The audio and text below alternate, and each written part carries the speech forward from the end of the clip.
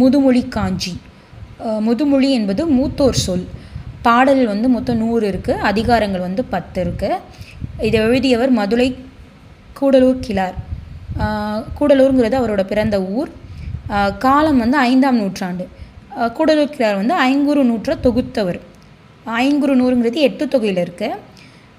இவரோட காலம் சங்க காலத்துக்கு பின் காலம். முதுமொழி காஞ்சியோட திணை காஞ்சி. பாவகை குறள் தாழிசை. யாப்பு குறள் வெண் செந்துரை. இதுக்கு வேறு பெயர்கள் என்னென்னா அறவுரக்கோவை, ஆத்திச்சுடியின் முன்னோடி. குறிப்பு, இது மொத்தம் 10 பிரிவுக்கு 10 பாடல்கள் அப்படின்னு பிரிச்சிருக்காங்க. ஒவ்வொரு 10ம் ஆற்கழி உலகத்துன்னு தொடங்கும். நிலையாமையை பாடும் நூல். இதில் என்னென்ன இருக்குன்னா சிறந்த 10, அறிவு 10, பழியா 10, தூவா 10, அல்ல 10, இல்லை 10, பொய்யா 10, எளிய 10, நல்கூர் 10, தண்டா 10.